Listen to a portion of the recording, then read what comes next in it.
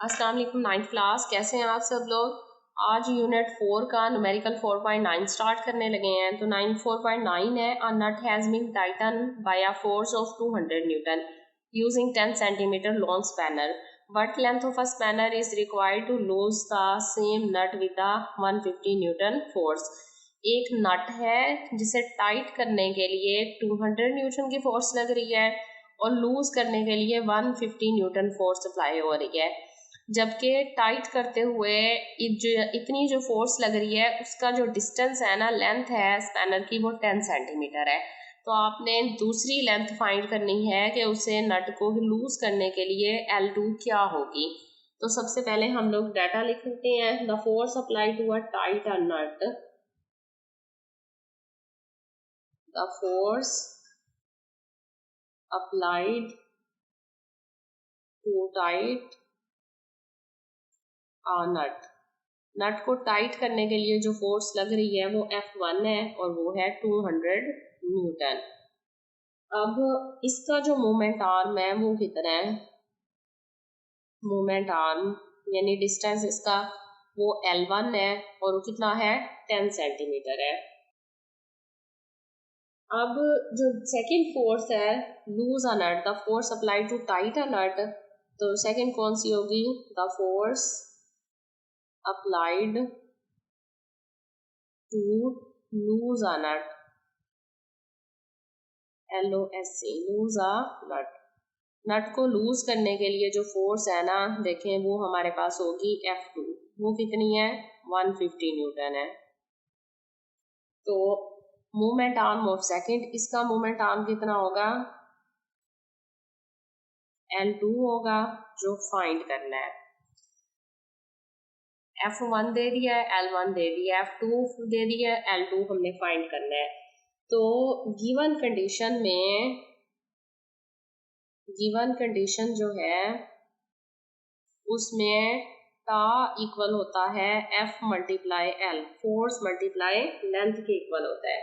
लिहाजा हम लोग सबसे पहले टाइट करने के लिए टार्क फाइंड करते हैं। तो टा बराबर है T1 बराबर है F1 मल्टीप्लाई L1 के। तो F1 फोर्स कितनी है 200 और लेंथ कितनी है इसकी 10 सेंटीमीटर। तो 200 को 10 से मल्टीप्लाई किया तो ये आ जाएगा 2000 न्यूटन सेंटीमीटर। क्यों, क्योंकि 10 की वैल्यू क्या थी सेंटीमीटर में थी, हमने मीटर में कन्वर्ट नहीं किया। अब इसे मीटर में कन्वर्ट करने के लिए क्या करेंगे, सेंटीमीटर को 100 से डिवाइड कर देंगे, 20 से कट गया तो आंसर क्या आ गया 20 न्यूटन मीटर। लिहाजा फर्स्ट टॉर्क हमारे पास आ गया है 20 न्यूटन मीटर। यानी ये जो स्पैनर है ना, नट को टाइट करने के लिए जितना टॉर्क चाहिए वो 20 न्यूटन मीटर है। तो अब लूज करने के लिए हम लोग देखते हैं कितना टॉर्क होगा। तो हमें पता है टा 1 इक्वल होता है टा 2 के, और इसका मतलब है कि T2 किसके इक्वल आएगा F2 मल्टीप्लाई L2 के। तो T1 और T2 दोनों इक्वल है, लिहाजा इसकी वैल्यू क्या आ गई, T1 20 है तो 20 आ गया, F2 हमारे पास 150 है, मल्टीप्लाई L2 फाइंड करना है, L2 फाइंड करना है तो 150 मल्टीप्लाई हो रहा है। इक्वल के इस तरफ लेकर आएंगे तो ये क्या हो जाएगा, डिवाइड हो जाएगा। अब देखें 0 0 से कट गया, 2 को 15 से डिवाइड करेंगे तो आंसर आएगा 0.133 मीटर इक्वल टू L2। क्यों, क्योंकि ये न्यूटन मीटर में थी वैल्यू। अब मीटर को हम लोग दोबारा कन्वर्ट करेंगे किसमें, सेंटीमीटर में। तो क्या करेंगे, इसे 100 से मल्टीप्लाई करेंगे तो 0.133 मल्टीप्लाई 100 इक्वल टू आ जाएगा L2। लिहाजा इसे मल्टीप्लाई किया तो ये आ जाएगा 13.3। अब ये हो गया सेंटीमीटर। लिहाजा सेकंड लेंथ हमारे पास आ गई है 13.3 सेंटीमीटर। ये दोनों चीज़ें फाइंड आउट करनी थी। फर्स्ट क्या करना था, बस ये हमारे पास लेंथ ही चाहिए थी, लिहाजा सेकंड टार्क फर्स्ट टार्क पहले मालूम किया, फिर फर्स्ट और सेकंड टार्क दोनों इक्वल होते हैं, वैल्यूज पुट की और आंसर निकाल लिया। 4.10 लास्ट न्यूमेरिकल है फोर्थ चैप्टर का। A block of mass 10 kg is suspended at a distance of 20 cm from the center of a uniform bar 1 meter long. What force is required to balance it at its center of gravity by applying the force at the other end of the bar? देखें numerical को समझें। सबसे पहले बता रहा है कि आपके पास एक लॉन्ग बार है और वो कितनी लंबी है, वो जो है टोटल उसका जो डिस्टेंस है ना वो 1 मीटर है। समझ लें ये इसका सेंटर ऑफ ग्रेविटी है, इसे मैं ओ लिख देती हूँ। तो सेंटर ऑफ ग्रेविटी से ना एक साइड पर इसका जो वेट है, एक वेट लटकाया गया है जो कितना है 10 kg है, 10 kg। और इसका सेंटर से जो डिस्टेंस है ना वो 20 सेंटीमीटर है, यानी यहाँ से यहाँ तक का डिस्टेंस जो है वो 20 सेंटीमीटर है। अब पूछा ये जा रहा है कि इस साइड पे हम लोग कितनी फोर्स अप्लाई करें कि ये क्या हो जाए, बैलेंस हो जाए सेंटर से।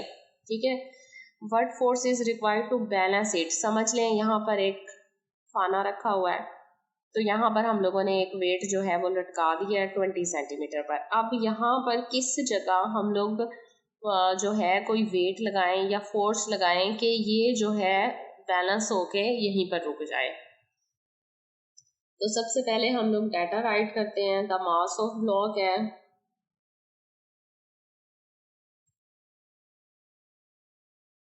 मास ऑफ ब्लॉक m, कितना मास है 10 kg। Distance of the block from the centre of a bar. अब centre of the bar, distance of block from centre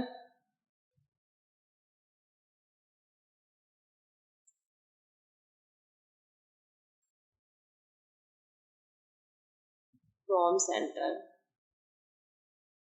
equal to क्या होगा L1, वो कितना है 20 सेंटीमीटर।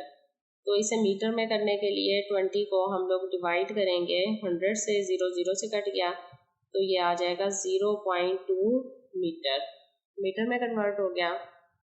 अब देखें टोटल लेंथ ऑफ द बार, ये चाहिए तो नहीं हमें टाक के फार्मूले में, बस वैसे बताई हुई है। Total length of bar 1 metre है, इसकी कहीं भी रिक्वायरमेंट नहीं है फार्मूले में। तो देखें force required to balance the bar at the centre of gravity by applying the force at the other end of the bar. दूसरी तरफ जो फोर्स हम लोगों ने फाइंड करनी है ना, पूरी स्टेटमेंट लिखने की बजाय F2 जो है वो फाइंड करना है। तो गिवन कंडीशन में हमें पता है कि सिग्मा टा बराबर हुआ है 0 के, क्योंकि सेकंड कंडीशन पूरी करेगा तो सिग्मा टा क्या होगा 0 के बराबर होगा। मतलब कि T1 प्लस T2 इक्वल आ जाएगा 0 के। सारी जो है ना टॉर्क की फोर्सेस, सारा टॉर्क जमा करें और वो किसके इक्वल आना चाहिए, 0 के इक्वल आना चाहिए। अब देखिए राइट साइड का टॉर्क इक्वल आएगा लेफ्ट साइड के टॉर्क के, तो ही ये प्रिंसिपल ऑफ मोमेंट्स को पूरा करेगा। राइट और साइड और दोनों क्या होंगे, इक्वल होंगे। लिहाजा T1 इक्वल होगा किसके, T2 के। अब T1 का फार्मूला आपके पास क्या आएगा, F1 मल्टीप्लाई L1, और T2 किसके आएगा, F2 मल्टीप्लाई L2 के। तो F2 अगर हम लोगों ने फाइंड करना हो तो F2 इक्वल टू आ जाएगा, इधर ही रहेगा। फार्मूले में से हम वैल्यू निकालते हैं, इनकी अरेंज कर रहे हैं फार्मूले को ना। पहले देखें F2 की वैल्यू निकालनी हो तो F1 L1 ऊपर रहेगा, L2 इधर डिवाइड हो जाएगा। अब हमें वैल्यूज पुट करनी है। देखें मेरे पास F2 भी नहीं है, फाइंड करनी है, F1 भी नहीं है, L1 और L2 है, L2 भी नहीं है, ये मैंने फाइंड आउट करना है। तो सबसे पहले मैं राइट करती हूँ कि F1 जो है ना वो इक्वल है W के, और W किसके इक्वल होता है, mg। अब हम F1 मीन फाइंड कर सकते हैं। तो F1 हमारे पास मास कितना है 10 kg, और g की वैल्यू हमारे पास कितनी होती है 10। इसका मतलब है कि फर्स्ट फोर्स जो है वो आ गई है 100। 10 मल्टीप्लाई 10 कितना हो गया 100 न्यूटन। तो ये हमारे पास F1 आ गई फोर्स। F2 अब फाइंड करनी है और बाकी वैल्यूज दी हुई है हमारे पास, डिस्टेंस L1 भी दिया हुआ है, L2 फाइंड आउट करना है। तो फार्मूला लिखेंगे F2 equal to F1 multiply L1 divided by L। तो F1 फोर्स है, फर्स्ट फोर्स है, कितनी फोर्स है कितनी फोर्स आई है हमारे पास 100। लेंथ कितनी है, यहाँ हम लोगों ने डिस्टेंस लिखा था 0.2 मीटर डिवाइडेड बाय L2 कितना आएगा। L2 की वैल्यू हमारे पास एक लेंथ दी हुई है ना 1 मीटर, तो इसका मतलब है कि यहाँ 0 से यहाँ तक का फासला 50 सेंटीमीटर है और 50 सेंटीमीटर को अगर हम लोग कन्वर्ट करेंगे मीटर में, तो 50 सेंटीमीटर को जब हम मीटर में कन्वर्ट करेंगे 0 0 से कट जाएगा और ये आ जाएगा 5/10 0.5 मीटर। तो ये हमारे पास क्या आ जाएगा L2। यहाँ डायग्राम से समझे, दोबारा से अलग से वैल्यू नहीं निकाली। ये 1 मीटर लॉन्ग बार है। अगर ये 1 मीटर लॉन्ग बार है इसका मतलब है कि यहाँ से यहाँ तक का डिस्टेंस आपका 0 से लेके 50 है और यहाँ से यहाँ तक का डिस्टेंस क्या है 0 से लेकर 100 सेंटीमीटर है। मीन L2 जो है वो आपके पास क्या आ रहा है 50 सेंटीमीटर। तो 50 सेंटीमीटर को जब आपने कन्वर्ट किया किसमें, सेंटीमीटर को मीटर में, तो 50/100 कितना हो गया 0.5 मीटर। अब यहाँ पर L2 की जगह आप 0.5 मीटर लगाएंगे। फाइंड करेंगे F2, 100 को 0.2 से मल्टीप्लाई किया 20 आ रहा है, डिवाइड करेंगे 0.5 से तो F2 आ जाएगा 40 न्यूटन। इसका मतलब है फोर्स हमें कितनी चाहिए, 40 न्यूटन की फोर्स चाहिए इसको बैलेंस करने के लिए यहाँ पर।